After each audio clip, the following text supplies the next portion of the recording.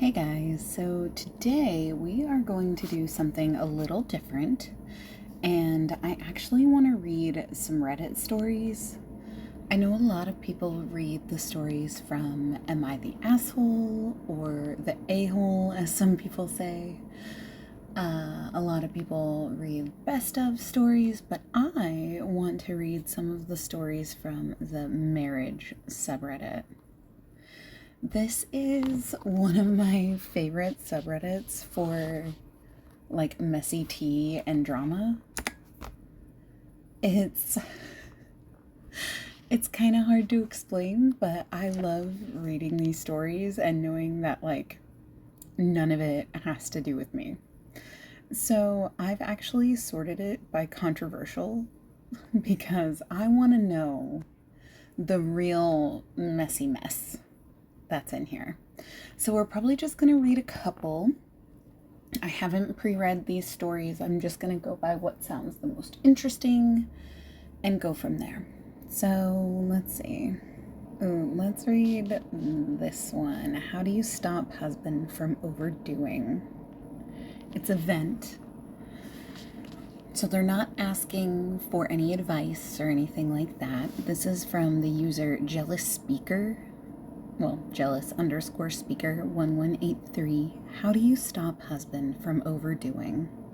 I know asking my husband to do less sounds totally effed up, but my husband goes above and beyond at times on projects that are completely unnecessary, and then leaves me to take care of all the small details.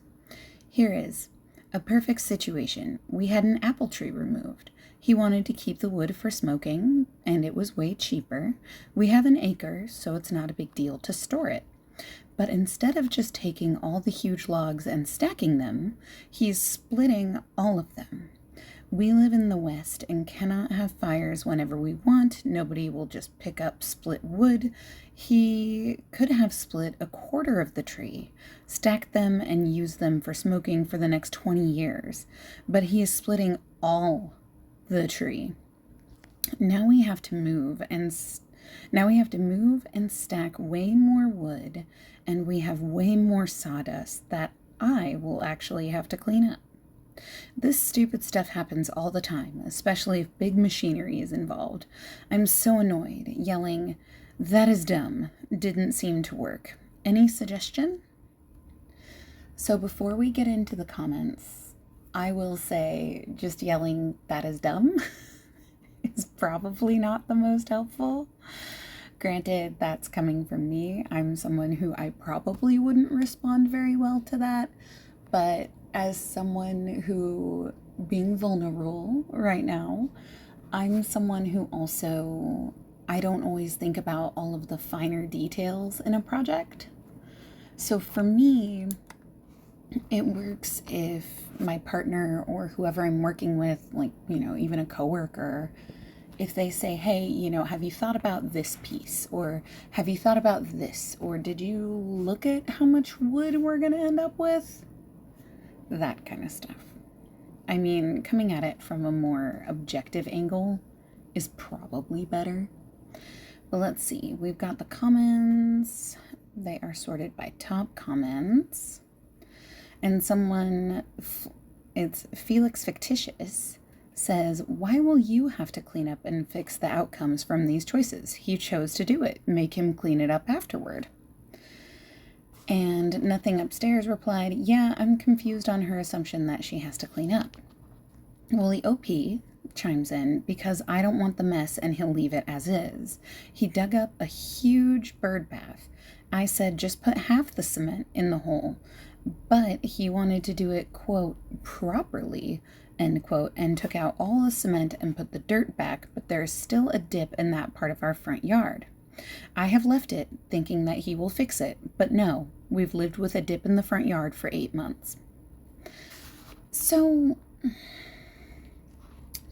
from this comment, it does sound like OP didn't ask him if the dip bothers him, because it could be a situation where, like, "Oh yeah, I'll get to that later. I'll get to that later. I'll get to that later." Like, "Oh, it's probably not bothering her."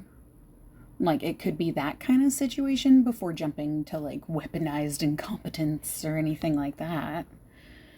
So, I mean, looking at the rest of the comments, yeah, there's not a lot here, which is fine. But I would say, how do you stop husband from overdoing? I recognize that they are just venting, they are not looking for advice. But I think more it's better to approach these situations as a partnership. If you're someone who looks at the finer details more and he's more of a big picture guy, kind of try to meet each other in the middle. Say, like, hey, I support you in taking down this apple tree. However, I think it could be good if we, focus on a plan after, or since it's already been done, say, how can I help make time for you to clean up all this sawdust? That way you don't have to do it, but you're still helping to make time for that. So that's what I would recommend. Ooh, I like the sound of this one. This one's from WasteFan5708, and it says, I think my husband might have a psychological issue. Let's read it. Dear therapist, my husband and I have been married for 2 years, almost, and stayed with his family. We are Indians, LOL. And now we moved out a few months back. He's lazy, slow, constantly lethargic, and slow and lazy in relationship and intimacy too. He's low on empathy and barely does the little things that matter to me. He has good boundaries, which I lack, and I am a giver as well, but he does love me, very loyal, and cares about me a lot, and definitely wants to do good in our relationship. But now I think there might be an underlying psychology problem.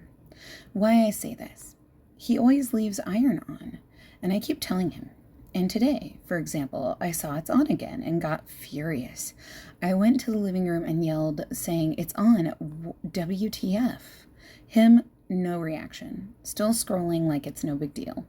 Looks at me and ignores. We were fighting and pissed at each other at the moment. He doesn't know guilt. Sad face. He doesn't react. Sad face. He didn't feel bad. Sad face. Or get up and check for himself. Sad face. I'm worried there's something more that needs diagnosis at this point. Please help. And no, don't reply, leave him. It's not helpful.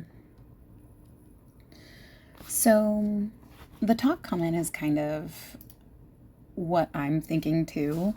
They said,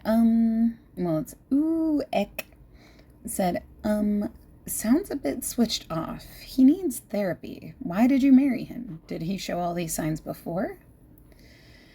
WasteFan, the OP, says, well, we courted for a year before marrying. It's an arranged marriage. He was low efforts, in my opinion, but honestly not a red flag. Bad.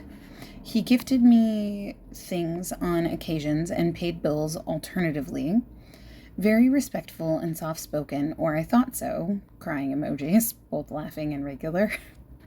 And of course, called me every day consistently to stay in touch. So, pretty decent guy. In the 2.5 years of looking for a groom, he's the only guy who made me feel safe and not anxious or disgusted. He understood me but didn't react or judge me. They go on to say, under the same comment, he is switched off. All the time. I have begged for marriage counseling. He isn't comfortable. Probably I am a red flag too. I am no perfect wife, but I stay accountable. He doesn't hold accountability. It's always putting the blame on me, like many days, quote, I forgot to switch off iron because you bother me in the morning while I'm ironing. Question mark, question mark, question mark, question mark. I can't talk when he irons, let alone approach him. So, this one is a little challenging. There are a lot of ins and outs when it comes to like courting and arranged marriages and things like that. Granted, I am an outsider on all of these things, so I can't really say for certain how I would react in this situation. It's completely out of my realm of expertise. But I would say, like, trying to address your own issues, as you say, like, I'm no perfect wife. No one's perfect, but you can at least say, hey, I understand that maybe me talking to you while you're ironing is distracting and then you forget what you're doing. I will try to work on that. Is there a better time that I could talk to you? Really kind of not necessarily putting all the blame on them, even though, talking versus leaving an iron on, those are two very different issues. But at least kind of showing that you are willing to make change too and address those things that he might be concerned with, I think is a good way to go. All right, for our last story, we're going to read this one. It's from Deep Chocolate 2237, and they titled it The Loneliest Kind of Love. And it says, "Here I am again. I find myself back on this forum, reading through the stories that feel both foreign and familiar. It's strange how comforting and heartbreaking it can be to know others are walking through the same desert. Some have been here for weeks, others for years. I suppose I'm one of the long-term residents. I've posted before, mostly to let out what I can't say anywhere else, partly to feel less alone. And yes, if I'm being honest, partly because a small, fragile part of me just wants a little warmth, a reminder that I still matter. It's been more than 6 years since there has been any sexual connection of any kind. 6 years. We are wonderful friends. We love each other. I know that much. I'll grow old and die beside this woman. The love is real, yet the intimacy that once made love feel alive has vanished. What's left is companionship that feels both comforting and haunting. The cruel irony is that I'm a psychologist who specializes in relationships and romance. I've taught thousands of people how to communicate, how to reconnect, how to rebuild. I've lectured at Ivy League institutions, and yes, if you were to Google my name, you'd likely find me. Yet for all that experience, I cannot seem to reach the person I share my life with. I can explain the theory of closeness, but I can't seem to feel it in the one place it should matter most. Over time, the contradiction has worked on me quietly, like a sculptor, chiseling away at stone. Only instead of revealing a masterpiece, it leaves behind something smaller, more uncertain, a shape I barely recognize as myself. What I've come to understand, painfully, is that change cannot be willed into someone else's heart. No matter how much love or wisdom I think I have, I can't decide for another person that they should want me. People move toward healing only when they choose to, and sometimes the choice they make doesn't include us, at least not in the way we hoped it would. So here I am, still loving, still hoping, still grieving something that died quietly while the rest of life went on. I don't have a conclusion, only a truth. Even those who should understand love most profoundly can still feel empty and hollow in its absence." So that's a deep one, but I do empathize with the author. It can be heartbreaking to realize that you've grown apart, but I think that, like in this post, they say that they're best friends. So that's a starting point to get back to reconnection. If your partner wants to reconnect with you, work on that. Work towards that. It's not too late. If they're still with you, they're still by your side, it's not too late to try to make those changes, to try to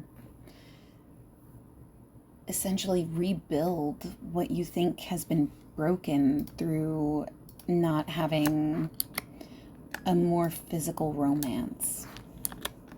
Because if you're best friends, that's a bond that's hard to break. And I think that, there's no shame, even if you are a psychologist who specializes in connection and romantic feelings and things like that, there's no shame in getting help from someone else. Sometimes it takes an outside observer to help pinpoint where the pain points are. So I hope to this OP, I hope that they don't give up. on their partner. I hope that instead they bring this up to their partner, kind of dig into their reasoning, maybe even broach it as a, hey, I want our relationship to be back where it used to be, but with the knowledge we have now, or with, the growth that we've had. I want to rebuild those connections. How can I help to do that? Do we need to look into counseling? Do we need individual therapy?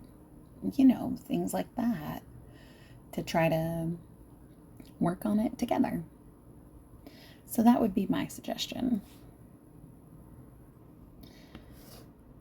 So, this has been me reading some of the posts from the marriage subreddit. I hope you enjoyed this change. This was really fun for me, so I hope that you like it. Granted, if this isn't your cup of tea, that's totally fine. Just kind of a new thing that I wanted to try out. So again, if you have any feedback, please do let me know. But I hope that no matter where you are, you're having a wonderful day, night, evening, whatever.